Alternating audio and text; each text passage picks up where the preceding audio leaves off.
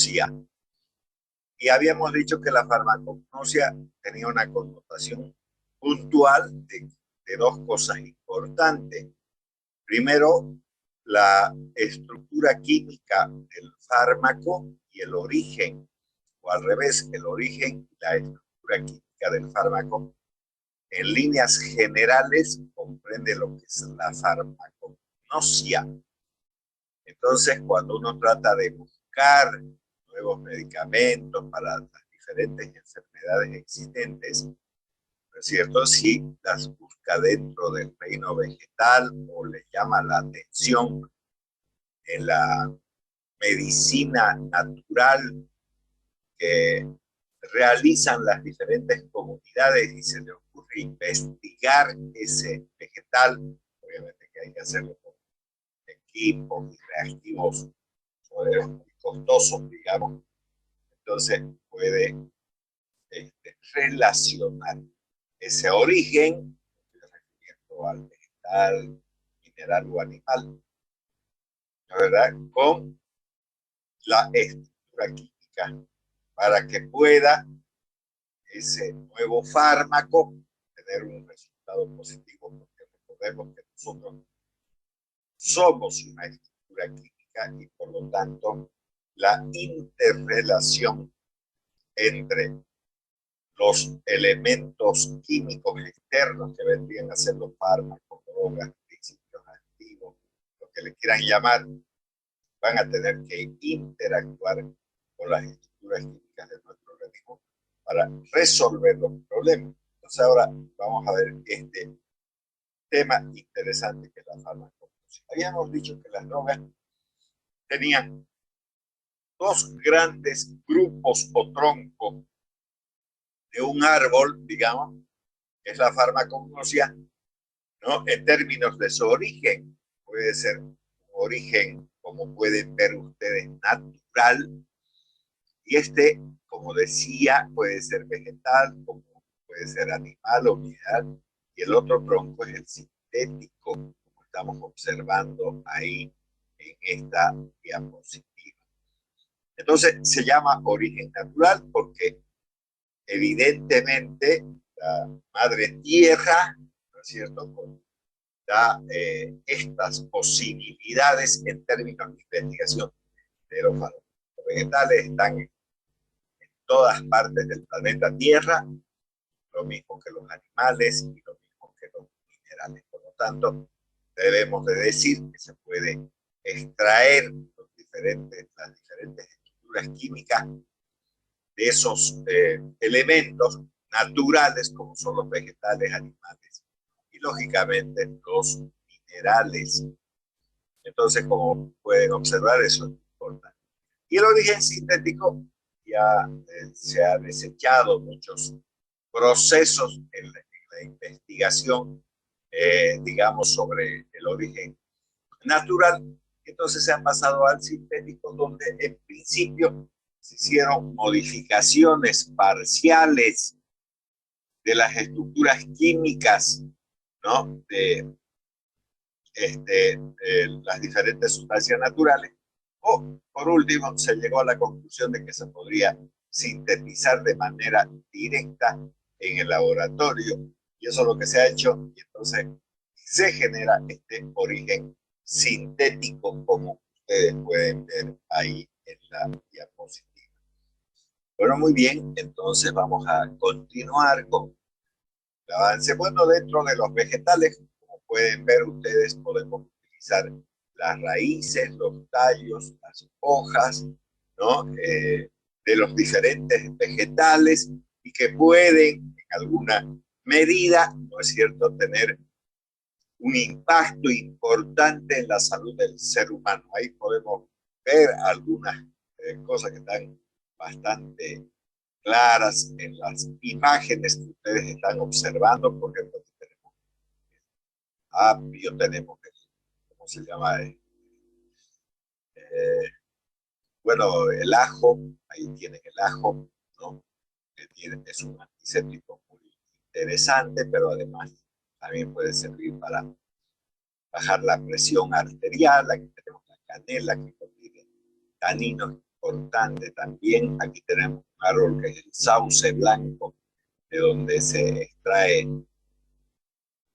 la aspirina, o por lo menos, digamos, a partir de ese ácido salicílico se creó la aspirina, que es el ácido acetil salicílico de su tronco, que este árbol se desarrolla en zonas templadas, donde mayor cantidad de gente que tiene artritis reumatoidea, entonces existe. Bueno, tenemos el eucalipto, que se usa para las enfermedades de vías respiratorias, y también esta hoja, que es un símbolo nacional que llegó Evo Morales a poder, entonces es el Erythrocylum coca, de donde entonces se extrae. Aquí hemos hablado de troncos, aquí también de tallo, aquí estamos hablando de hojas, ¿no es cierto? Entonces hay diferentes productos que se pueden extraer. Las raíces también son interesantes en términos de los tratamientos, ¿no? Recuerden que muchas de estas raíces las tenemos en la yuca, la papa.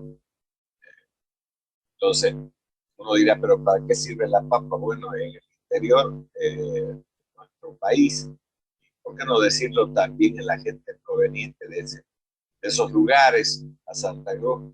Entonces usa para bajar la fiebre, ¿no? La papa, que es una raíz, que quede claro en ese sentido. Seguimos con los vegetales, entonces tenemos las flores, ¿no es verdad? Los frutos, las semillas, y en general se puede utilizar toda la planta. Aquí tenemos el crisantemo, que sirve en infusión para la fiebre de la gripe, ¿no? Estas son las flores. Tenemos la lavanda, que se desarrolla muy bien en Santa Cruz, digamos, más propiamente, digamos, a Naipata y todos esos lugares, ¿no?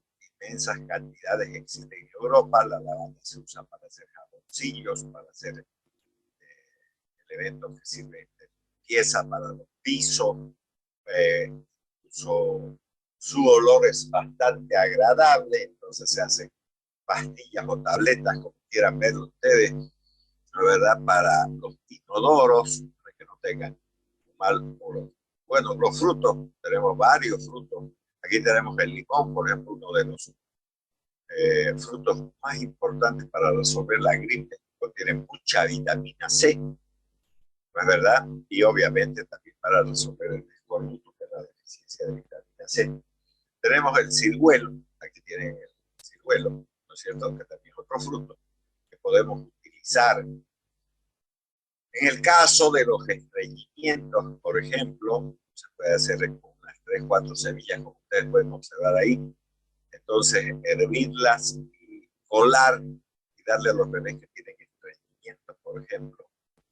Incluso para los adultos se vende en la farmacia en diferentes presentaciones para mejorar el estreñimiento de las personas.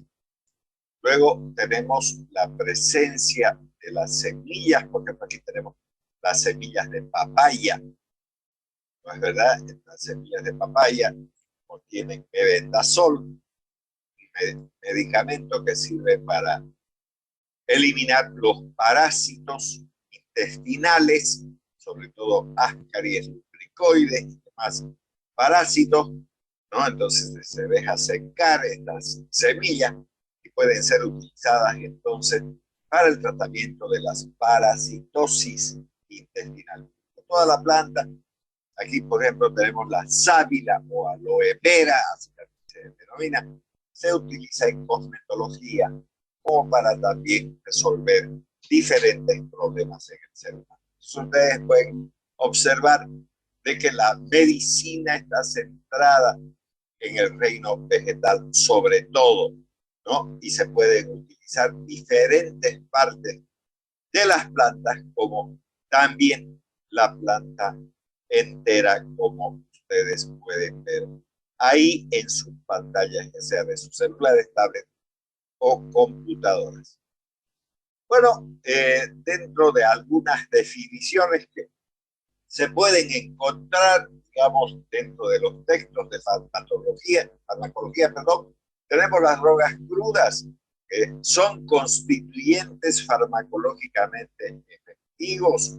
Cuando se habla de una droga cruda, se está hablando de las provenientes de la naturaleza, sobre todo las de origen vegetal. Por ejemplo, si alguien agarra un puñadito, digamos, de hojas de coca y se hace una infusión o un té, si ustedes quieren verlo desde ese punto de vista, y se lo toma, eso es una droga cruda, porque no se está extrayendo los principios activos de las plantas, ¿no? Sino que se está metiendo toda la hoja y todo lo que tenga. Ya les dije en la anterior clase que el eritroxilón coca, o sea, la coca en sí tiene 13 alcaloides dentro de eso. Está sin lugar a dudas, ¿no es verdad?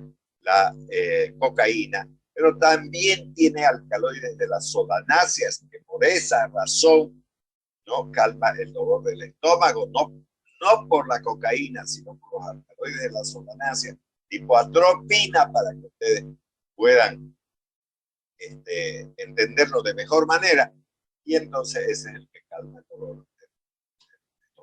Entonces, ¿cómo se llaman esos 13 alcaloides que tiene la hoja de coca? Principios activos, eso se llama. Y entonces usted puede extraerlos con agua, puede extraerlos como hacen la gente que se dedica al narcotráfico con, digamos, elementos como el queroseno, la gasolina. Entonces se traen con esos elementos para hacer las drogas o para sacar los principios activos. Y entonces, al utilizar esos elementos que permiten la extracción de las drogas, entonces por eso se llaman drogas extractivas, porque usted está usando un mecanismo para extraerlas, esos principios activos. Por eso se llaman drogas extractivas. Bueno, del reino animal y mineral también se pueden utilizar diferentes elementos de estos reinos. Por ejemplo, del reino animal se pueden utilizar el polvo de órganos, hormonas, etcétera, etcétera, colágeno y demás cuestiones. Bueno, polvos de órganos. Antes, en la antigüedad, se utilizaba la tiroides de los animales como el ganado bovino, porcino, caprino, etcétera, etcétera, y entonces se dejaba secar y se molía, y entonces se obtenían los polvos de órgano. La verdad que se consumía para resolver el hipotiroidismo, por ejemplo, y hormonas también. Y del reino mineral se utilizan las sustancias purificadas, ¿no? Azufre, hierro, sales de sulfato de magnesio, yodo, lo que sea. Entonces, alguien podrá decir, ¿por qué utilizan sustancias purificadas? Porque no le van a dar, no le van a decir, vaya, que sea, digamos, aro de magnesio de las movilidades y empiece a lamer para que reponga la cantidad de magnesio que necesita, digamos. No, pues hay que ir a la farmacia y le van a vender el magnesio purificado. Si alguien tiene una anemia ferropénica, lógicamente que va a utilizar el hierro para resolver su problema. No le van a decir que vaya al y se busque una piedra y esté todo el día lamiendo la piedra, no es así. Entonces hay maneras de purificar el hierro, ¿no? Lo mismo el azufre, lo mismo el magnesio, el yodo, el agua incluso. El agua se puede tomar de manera natural, pero si se va a aplicar por vía intravenosa, entonces el agua debe de ser, ¿no? En primer lugar, destilada.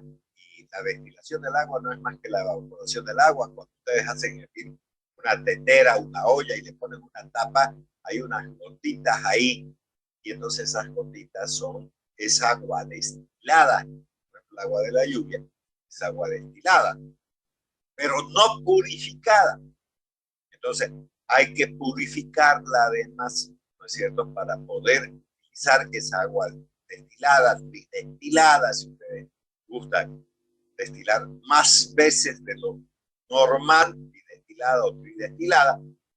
Entonces, para aplicar por vía intravenosa obligatoriamente tiene que estar purificada, esterilizada para poder utilizar.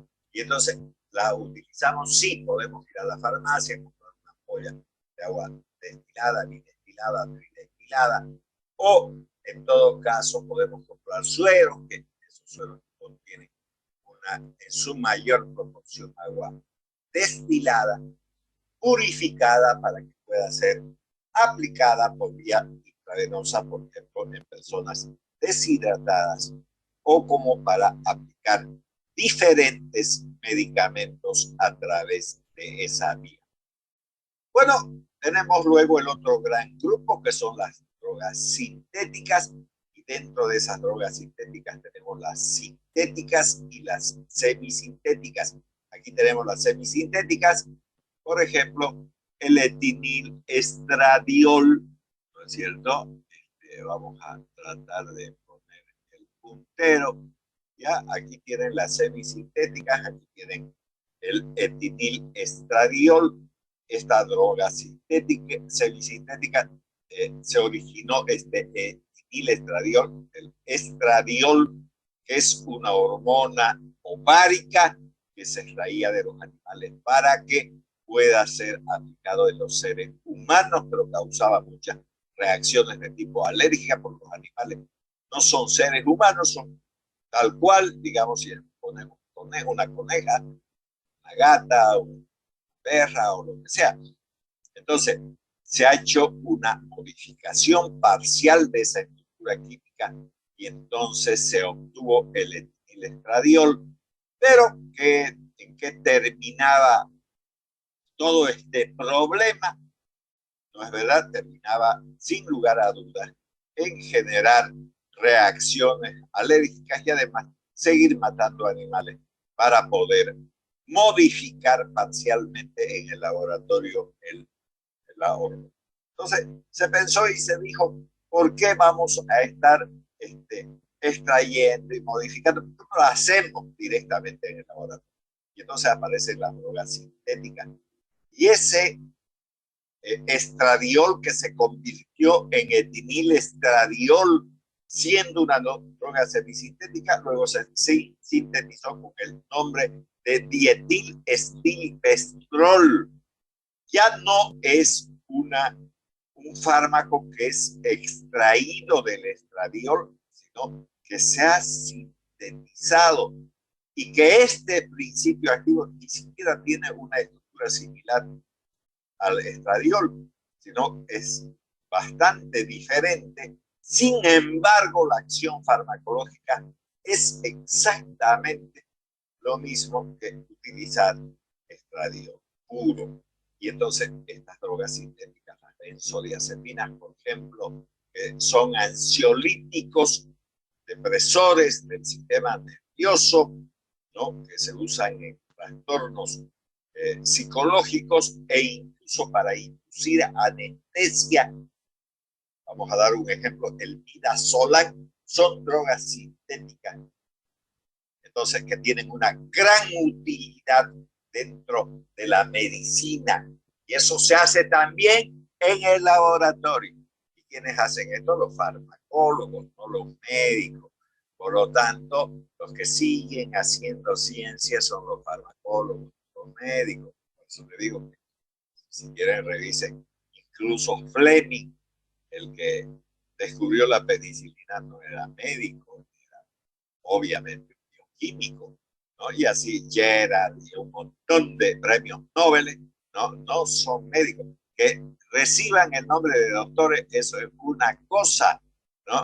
El doctorado es una cosa, pues los abogados pueden hacer doctorado, los ingenieros pueden hacer doctorado, los médicos igual, las enfermeras también. Ese es un título que tienen, entonces, pero no, ciencia no hacen, porque no existen las herramientas adecuadas para poder hacer ciencia. ¿Dónde tenemos nosotros botánica? Antes sí se estudiaba eso, pero hoy en día no, cada vez menos, digamos, ¿no? Porque los médicos no hacen eso, no hacen, pues, no hacen ciencia, ¿no es cierto? Así de sencillo. Tenemos unos 10 minutos, o menos de 10 minutos, digamos, entonces ustedes vuelven a entrar a través del mismo enlace, ¿no es cierto? Sintéticas. Ahora, constituyentes principales de los vegetales. Dentro de eso tenemos los hidratos de carbono, incluyendo las gomas. Entonces, ¿qué son los hidratos de carbono? Son compuestos químicos orgánicos constituidos por hidrógeno, carbono y oxígeno.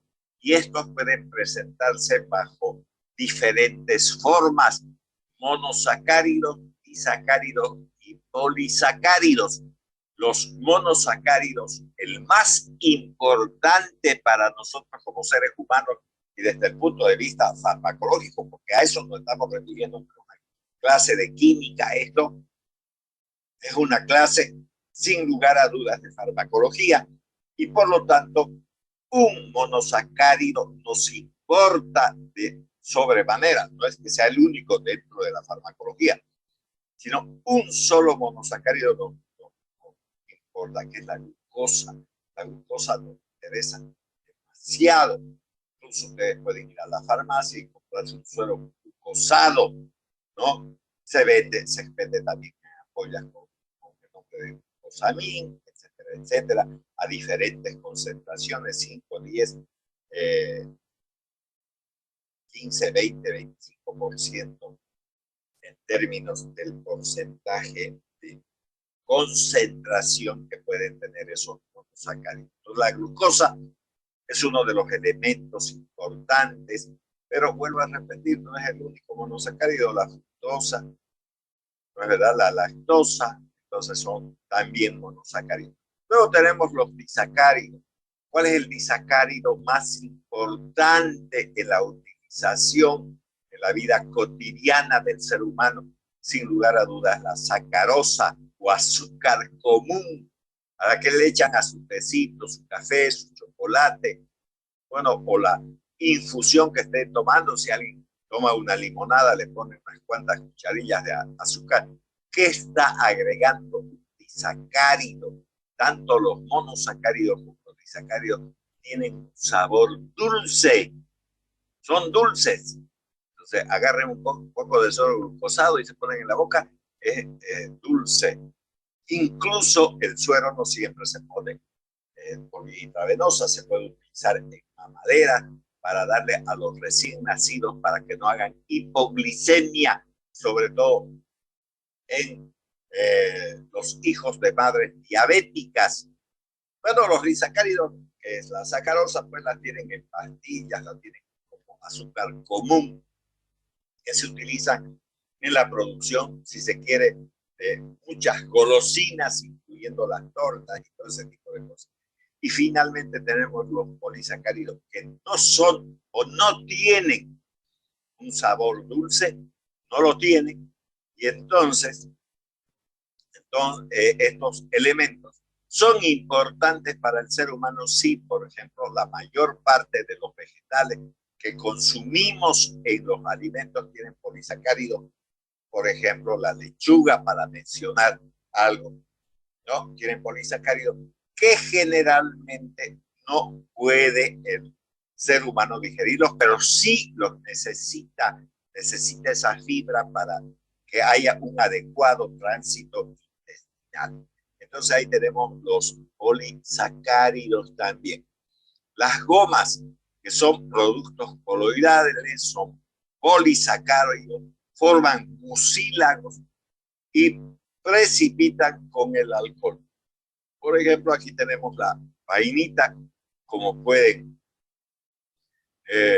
observar ustedes, pero muchos de estos polisacáridos que forman mucílagos podemos mencionar, por ejemplo, el arroz, ¿no es cierto? Podemos mencionar también la harina de yuca o mandioca, como quieran verlo. Y obviamente con este elemento que ustedes están observando, que es el alcohol, precipitan con el alcohol. No hay que mezclar con eso, sino solo con agua. Y si usted sigue hirviendo, por ejemplo, el arroz, ¿no es cierto?, para hacer un mucílago que sirve para el tratamiento de las diarreas, ¿no? Se hierve el arroz, cuando está medio espesita el agua, se agarra un colador, si alguien quiere ponerle unos tallitos, si se quiere, de canela, le da un sabor diferente. Entonces se busca un colador, un trapito, que puede ser una gasa si ustedes quieren para colar, y entonces se le pone la mamadera a los niños que tienen diarrea. Esos mucílagos sirven para eso. Igual, si alguien no quiere hacer eso, entonces raya la yuca o el plátano verde y entonces hace música. Pero si alguien no quiere usar para curar la diarrea, porque digamos viene ya el referéndum en la universidad o los candidatos para los centros internos y demás cuestiones, quieren hacer un pegamento, entonces siguen hirviendo hasta que se transforme en una goma de pegar. Eso se pone en los papeles y se prende en las paredes, se prende en los cuadernos, entonces es una goma de pegar.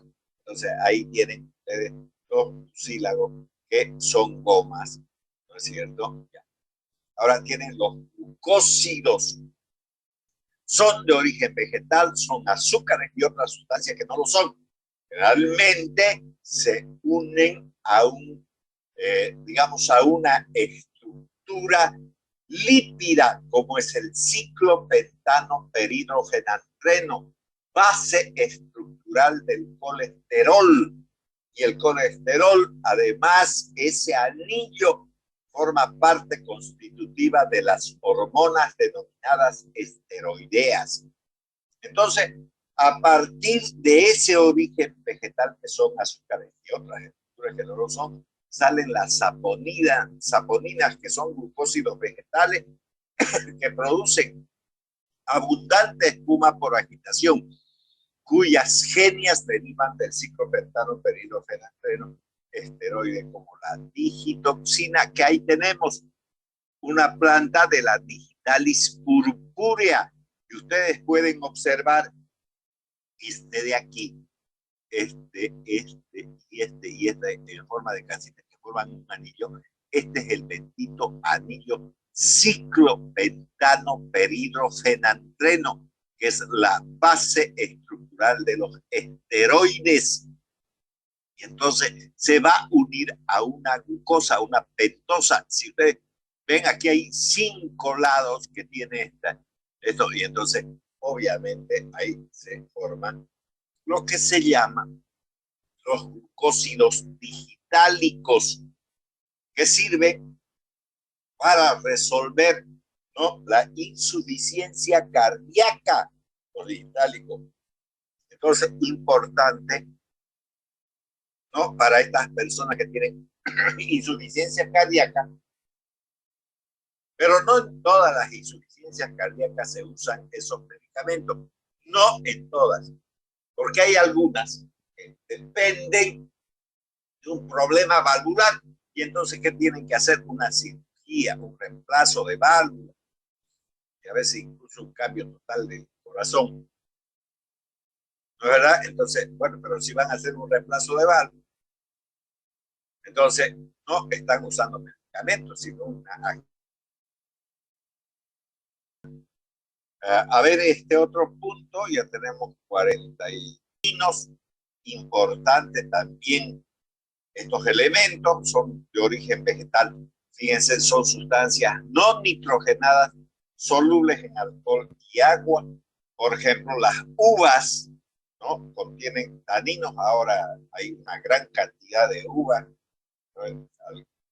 Algunos venden 3 kilos por 10, todo, porque está bastante económica, ¿no? La uva, ahí tiene los taninos. También, ¿no?, el té contiene taninos. Esos taninos son astringentes y además pueden provocar, digamos, evitar el estreñimiento perdón, más bien generar un estreñimiento, y también sirven para curar las escaldaduras. Una agüita de té, por ejemplo, puede ser bastante buena para resolver ese tipo de problemas.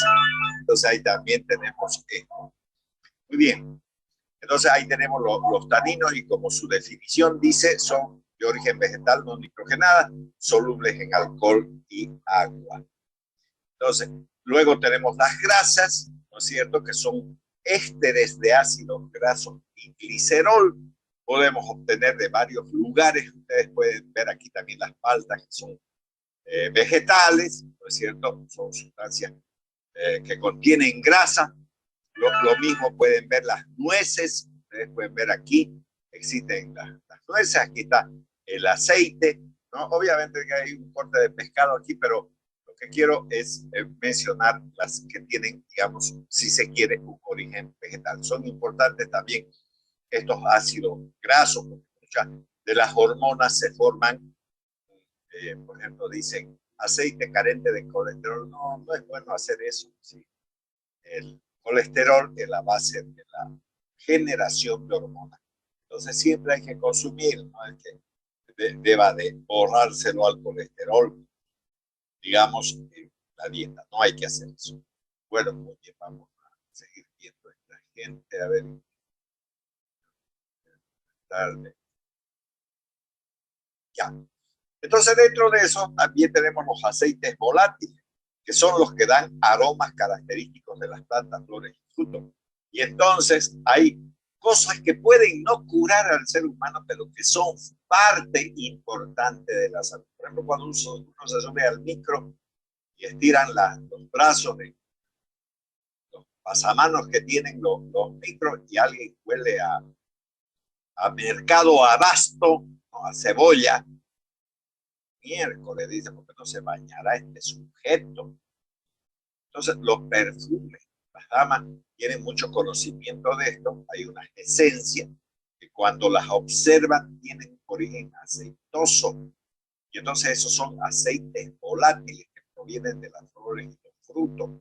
Y esos aromas son buenos ponerse en el cuerpo, porque alguien que huele bien es bienvenido. Si alguien huele mal y no se baña nunca, entonces un cerdo entero y nadie lo quiere, digamos, ¿no? Ni a hombres ni a mujeres. Entonces el aseo personal constituye algo muy importante. Incluso en los hospitales todo el tiempo viven aseando, y es malo meter bulla, ¿no?, generar ruidos en los hospitales, como también escupir.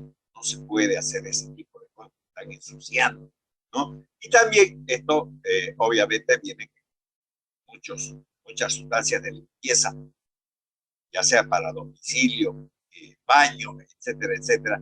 Es bueno que un baño esté limpio, que huela bien, y todo ese tipo de cosas, no solamente los seres humanos. Y todo eso constituye salud. Si alguien no se baña, no va a haber salud a la larga o a la corta, va a terminar enfermándose, ¿no? Luego tenemos las resinas, ¿no? Son sustancias sólidas, amorfas, brillantes, insolubles en agua y solubles en alcohol. Aquí tenemos un anillo esteroideo que también forma parte constitutiva de ella. Ustedes pueden ver, aquí tenemos las resinas, ahí tenemos las resinas. Fíjense que son amorfas, no tienen una forma definida, ¿no? Son brillantes, ahí tienen un brillo natural de esa resina, ¿no? Y fíjense que son insolubles en agua y solubles en alcohol. Si alguien se trepa a un árbol, por ejemplo, de mango, para sacar mango, y se brinca con la resina, no se pongan a lavar la ropa con agua porque no va a salir. Porque ahí está diciendo que son insolubles en agua, aunque le echen jabón, lo que sea, no va a salir. Pero sí, si le echan alcohol, sí salen solubles en alcohol. Ahí lo está diciendo. Entonces, también para enseñarles a las madres, digamos, si ustedes quieren, ¿no? Para que hacen la ropa de los chicos que se trepan a los árboles, ese tipo de cosas, donde existe resina. Bueno, Veremos ahora los alcaloides. Los alcaloides son los constituyentes más importantes de las plantas. Son sustancias nitrogenadas básicas. Recuerden que muchas de ellas hemos dicho, son sustancias no nitrogenadas. Estas sí son sustancias nitrogenadas básicas y de acción farmacológica potente. Por ejemplo, dentro de estos alcaloides tenemos al café, ahí ven que es una metilsantina.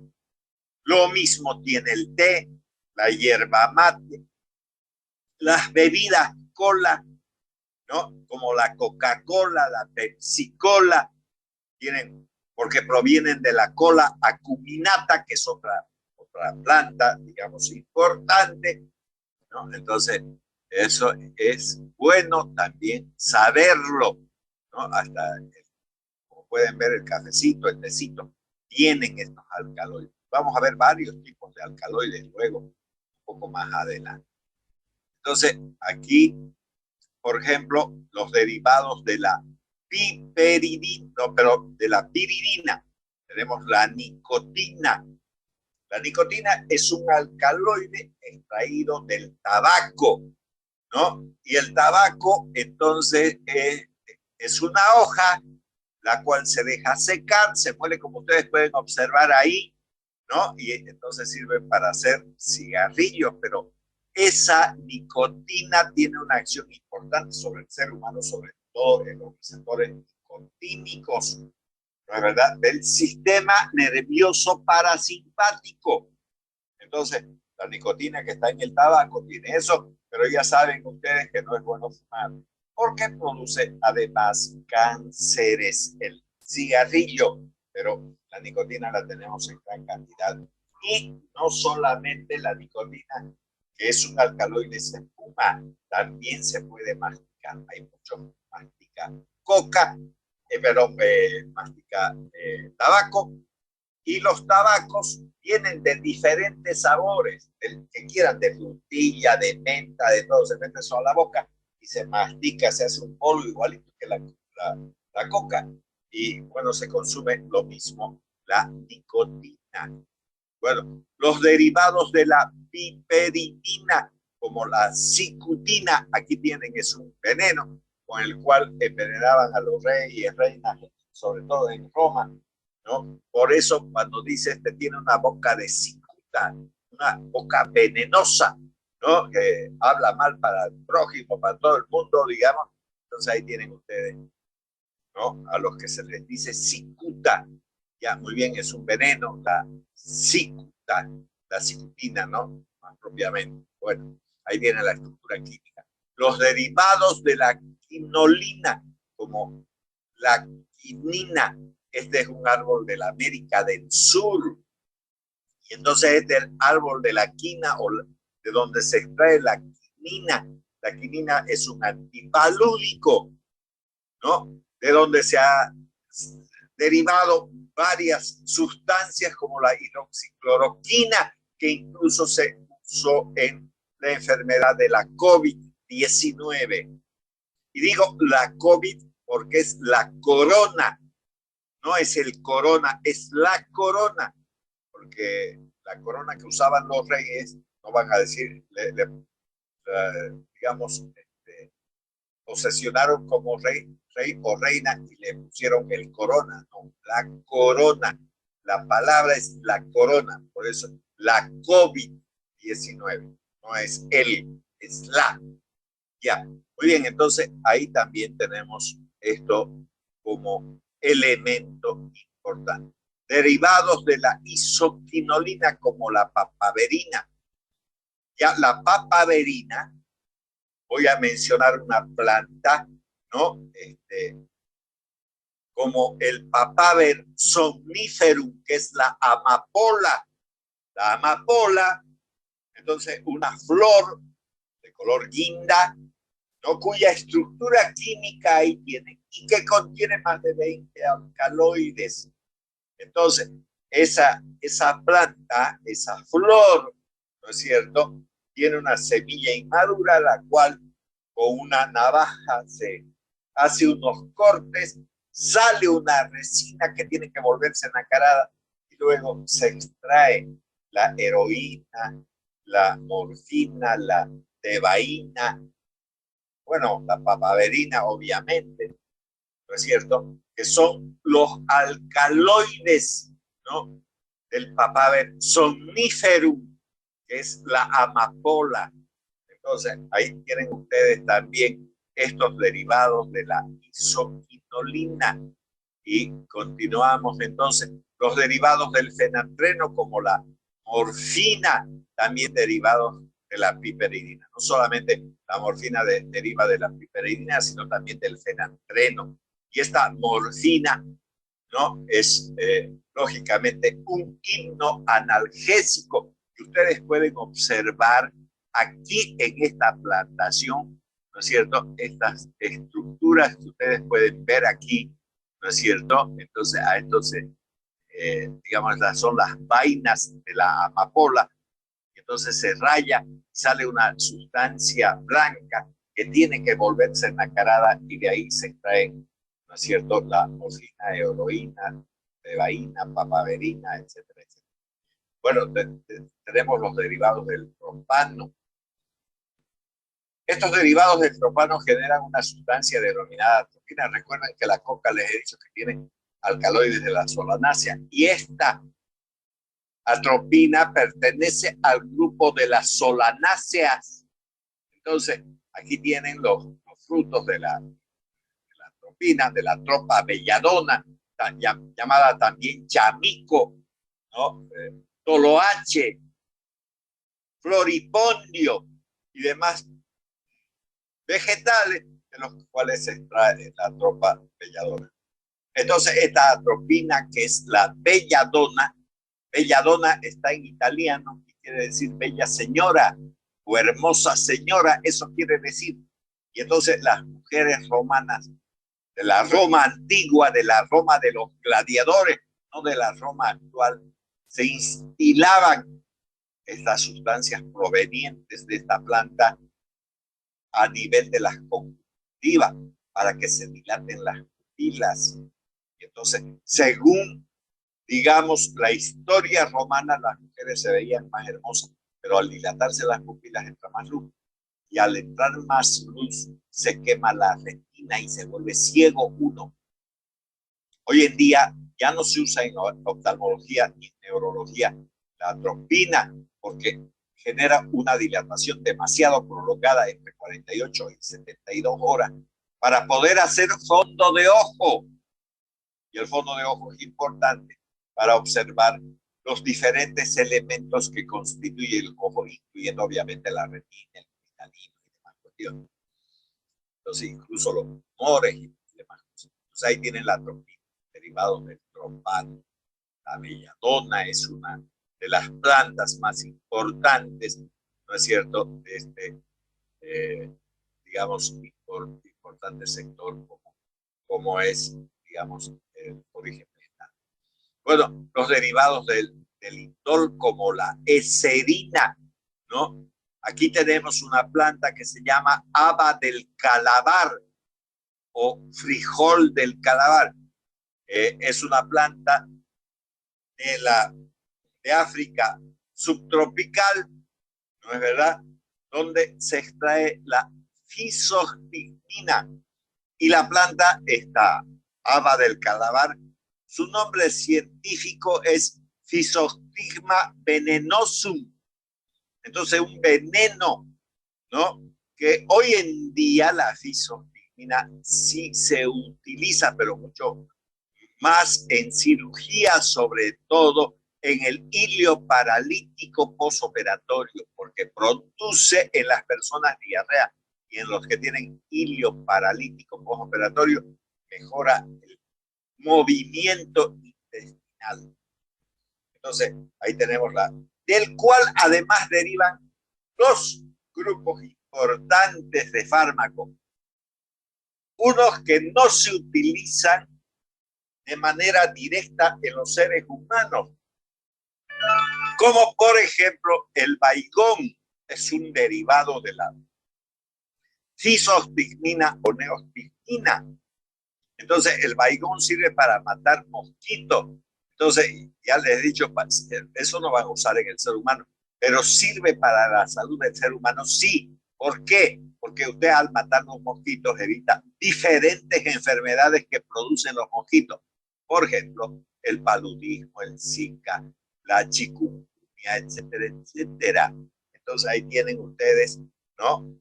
Un ejemplo, pero hay más de 50 productos venenosos, ¿no? Que derivan de esto. Ya he mencionado el Baigón, Malatión, Paratión, etcétera, etcétera. Hay hartos, digamos, hartas de estas sustancias. Y el otro grupo que también deriva de esto está uno de los que se creó, digamos, primariamente se podría decir así como la tacrina. La tacrina sirve para la enfermedad de Alzheimer, la demencia senil, si ustedes quieren. Entonces, hoy ya ha dejado de utilizarse porque es muy tóxico hepático, pero fue el primer producto, ¿no? También derivado de esta fisostigmina, que es un derivado del DOL. Entonces, los derivados del imidazol, como la pilocarpina, que proviene de esta planta que se llama Pilocarpus jaborandi, de ahí proviene. Ya no se usa la pilocarpina porque además de poder bajar la presión arterial y hacer algunas otras cosas, es muy tóxica para el ser humano, pero es bueno tenerlo presente, digamos, que existe también en el reino vegetal. Ahora, constituyentes principales de los animales, sin lugar a dudas, las proteínas son la fuente más importante que utiliza el ser humano como terapéutica. Por ejemplo, hay una desnutrición denominada proteico-calórica, donde hay una deficiencia de proteína. Por ejemplo, eso puede existir en el campo, donde la gente, digamos, tiene sus gallinitas, las gallinitas ponen huevos, pero la gente de bruta, ¿no? Cambia esos huevitos por arroz o por yuca o por algo que le llene la panza, pero que no lo nutra. Y entonces esa deficiencia de proteínas cuando suben la carne, entonces la pobre gente hierve hueso y no sabe qué va a hacer porque no hay, la vida es difícil, digamos, en esta selva de cemento que tenemos que llamamos ciudades. Entonces las proteínas son importantes y las podemos extraer de las aves, como las gallinas, de los animales, los mamíferos, por ejemplo el cerdo, las vacas, etcétera, etcétera. También de los animales provenientes de las aguas, y digo aguas porque hay saladas y dulces, de donde se pueden extraer los pescados, de los cuales se consume su carne. Y eso tiene un alto contenido de proteínas.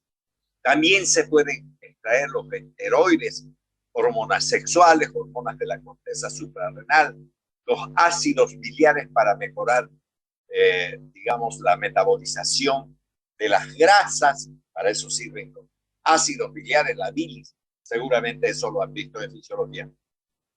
Y todavía creo que solo están inscritos, aunque no sé, en el aula virtual, ¿no? Los que tienen las materias completas del tercer año, o sea, completadas las de segundo año, perdón, y entonces pueden llevar todo tercero. Los otros son casos especiales que pronto se inscribirán o no sé cuándo se inscribirán, pero ahí está. Entonces, ahora esto es muy importante, porque la medicina, pese a que les he mostrado de manera general, ¿no? Las diferentes cosas, pero esto es lo que tiene más importancia, la relación de esa estructura química con la acción farmacológica. Y voy a empezar diciendo, quiero que me presten atención, porque esto sí que es de verdad importante. La gente se aprende y dice, ah, sí, dice a ver, este estreptococo que está, digamos, produciendo la amigdalitis en este paciente, lo mejor es la penicilina. Se acabó la cosa. No, no se acabó la cosa. Sí, le puede dar alergia, sí, le puede dar alergia, pero les voy a comenzar diciendo lo siguiente. Ningún medicamento existente En el comercio viene solo o puro. Por ejemplo, acabo de mencionar a la penicilina. ¿La penicilina viene sola o pura? No, en el comercio no. ¿Existe penicilina sola? Sí, pero en el comercio hay no. ¿Por qué no hay penicilina pura en el comercio? Porque tienen que asociarla a otros elementos para buscar estabilidad en el fármaco. Entonces vamos a encontrar varios elementos dentro de esa penicilina. Por ejemplo, la penicilina no se llama penicilina sola, se llama penicilina G. Después vamos a hablar, cuando hablemos de penicilina, la actividad práctica, sódica. Entonces quiere decir que tiene asociado el sodio. Pero también hay penicilina G potásica, sí. Y entonces ustedes pueden observar en la diapositiva, dice sustancias orgánicas, y ahí dice catión potasio, catión magnesio, anión bromuro, anión nitrito, los cationes que forman metales pesados con el mercurio, la plata o el cobre. Eso es lo que dice ahí. Y entonces, al tener una penicilina potásica, entonces ese potasio, cuidado con ese potasio, porque el potasio puede parar el corazón. El potasio aplicado de manera directa en vena mata a la gente. Existe cloruro de potasio en solo, no la medicina, existe cloruro de potasio en el comercio, sí. Si agarran esa ampolla, cargan en una jeringa, que lógicamente no tiene un centímetro, pero solo ustedes le pueden poner, aunque sea medio centímetro a una persona y la mataron. Así sea esta persona. Si además esa persona tiene una insuficiencia cardíaca, lo mata más rápido todavía. Entonces, el potasio, ¿para qué entonces hacen ampollas para tomarla? No, no las hacen para tomarla, para poner el efecto.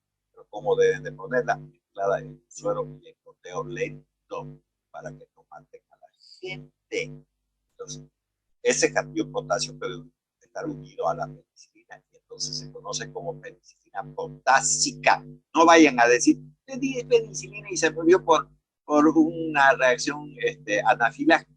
No se murió por una reacción anafiláctica. Este paciente tenía problemas cardíacos, le pusieron penicilina potásica porque por ahí tenía una valvulopatía estreptocócica y para matar el estreptococo hasta que no se demuestre lo contrario.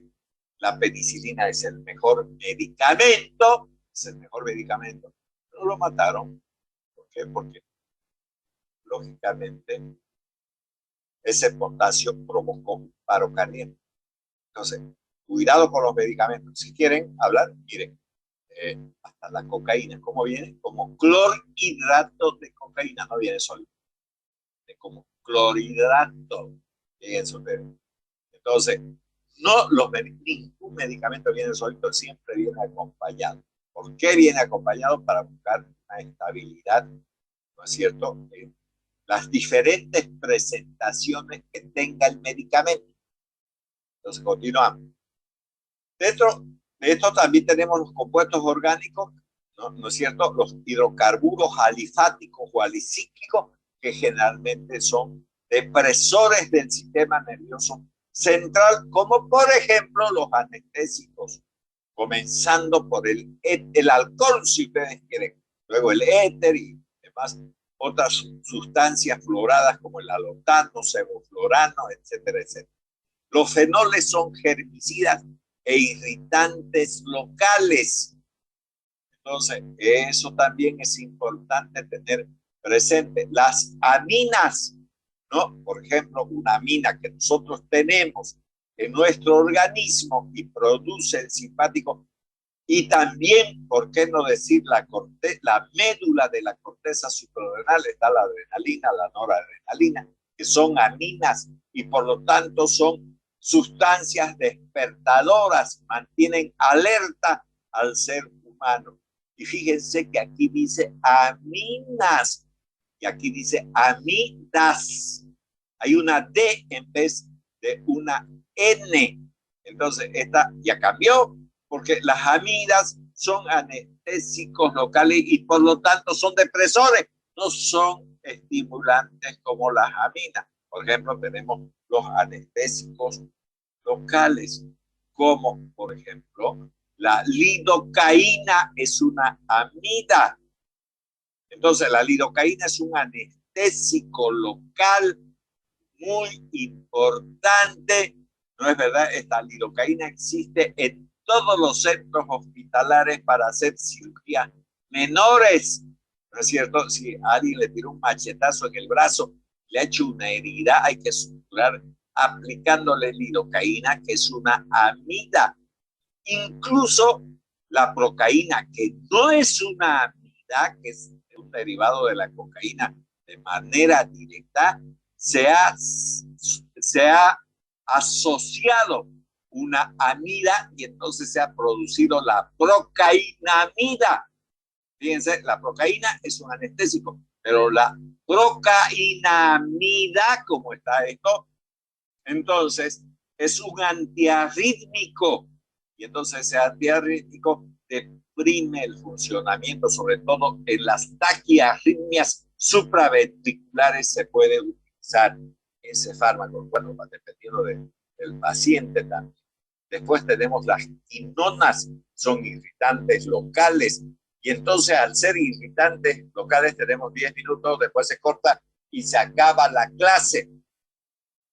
Ya, entonces estos irritantes locales provocan un aumento en el peristaltismo intestinal y se pueden utilizar en las personas que tienen, digamos, estreñimiento, ¿no? Por eso son irritantes locales. Entonces se usan estas sustancias para los estreñidos. Los esteroides, importantes también, ¿no es cierto?, en el funcionamiento del organismo. Por ejemplo, tenemos esteroides como hormonas en los varones, la testosterona es un esteroide, en las mujeres, ¿no? El estradiol, la progesterona, son esteroides, ¿no? ¿Verdad? Las hormonas de la corteza suprarrenal también son esteroides y así sucesivamente. Después ya hemos hablado de los glucósidos cardiotónicos como la digoxina, ¿no? Estos glucósidos que son azúcares y otras sustancias que no lo son, como el ciclopentano perinidofenantreno. Entonces forman estos glucósidos cardiotónicos que se utilizan en el tratamiento de la insuficiencia cardíaca. Y bueno, los alcaloides, que son los más importantes dentro de la medicina, muchos de estos son estimulantes del sistema nervioso central y otros son depresores. Por ejemplo, alcaloides sería la cafeína, ¿no? Extraída del café, del té, de la hierba, del chocolate, etcétera, etcétera. Y depresores, como ustedes pueden ver, aquí tenemos una vaina, una semilla inmadura, un fruto inmaduro. Aquí estaban los pétalos de la amapola. Aquí se hace unas incisiones, sale una resina de color blanca que tiene que volverse nacarada, de donde se extraen más de 20 alcaloides. De todo eso está la morfina, y la morfina es un depresor del sistema nervioso central. Por eso se habla de hipnoanalgesia. Hipno, ¿qué significa hipnosis? ¿Y qué significa hipnosis? Sueño. Y entonces cuando uno está durmiendo, cuando está por dormir o se está durmiendo en la clase de farmacología, porque no le interesa mucho, entonces, ¿qué es lo que pasa? Entonces está liberando sustancias depresoras del sistema nervioso, ¿no? Como en el caso de la aplicación exógena de la morfina, que puede provocar depresión y por lo tanto calmar el dolor. Entonces ahí también tenemos estos alcaloides. Bien, luego vamos a hablar entonces de las isomerías, ¿no? Aunque deseara volver a otra diapositiva, porque pensé que tenía más diapositivas sobre eso, pero a ver, aquí quiero quedarme otro poquito, que no hemos hablado. Bueno, estábamos hablando de este catión potasio, y eso es lo que dejé mencionado. El catión magnesio, donde haya este catión magnesio, el magnesio es un depresor del sistema nervioso central, y hay que saber por dónde se lo aplica también. A ver, si alguien se consume el magnesio por vía oral, como por ejemplo el sulfato de magnesio, que se denomina en el comercio leche de magnesia, provoca una diarrea de Dios Padre y Señor mío. Porque las sales de magnesio no se absorben en el intestino y entonces provoca un aumento del peristaltismo y por lo tanto diarrea. Pero si este mismo magnesio se aplica por vía intravenosa, no va a provocar diarrea, va a provocar depresión del sistema nervioso central y entonces va a evitar, por ejemplo, las convulsiones en la eclampsia. La magnofina es un producto de magnesio para inyección intravenosa y entonces para las convulsiones, pero no produce diarrea, pues si se lo da por vía oral, sí. El anión bromuro también es un depresor del sistema nervioso central. Por ejemplo, uno podría conseguir bromidrato de cocaína, de lidocaína, lo que sea. Son depresores del sistema nervioso central, los bromuros. Los aniones nitritos son vasodilatadores. Es decir, si alguien tiene una presión elevada grande, entonces estos aniones nitritos pueden resolver el problema generando una vasodilatación y caída de la presión arterial. En cambio, los cationes que forman metales pesados como el mercurio, plata, cobre, se utilizan de manera local y son germicidas, o sea, matan los gérmenes. Por eso alguien usa por ejemplo, una tintura de mercurio, ¿no? Mercurio para curarse una herida porque estaba jugando voleibol o futbito en esas canchas polifuncionales, ¿no? Entonces, cuando le realizan la curación, le lavan la herida y le pueden aplicar esa tintura de mercurio cromo, como le llaman, ¿no? Para exterminar los gérmenes y no se infecte la herida. La plata, el nitrato de plata se puede utilizar para erradicar incluso las verrugas. Se compra en la farmacia, pero no en el Farmacor ni en la Chávez, sino en las periféricas. Un lápiz de nitrato de plata se le pone una gotita de agua y unos 30 segundos se aplica el medicamento en la verruga y entonces va quemando ese nitrato de plata y entonces genera la caída de las verrugas y su curación. Entonces, eso ya no venden en las farmacias grandes como el Farmacor y las farmacias Chávez, las cadenas de farmacia no venden, pero las otras farmacias sí siguen vendiendo porque siguen trayendo de contrabando y les puedo asegurar que muchas personas han terminado siendo curadas, digamos. Eso. Bueno, muy bien. Eso había pasado porque pensé que había más diapositivas.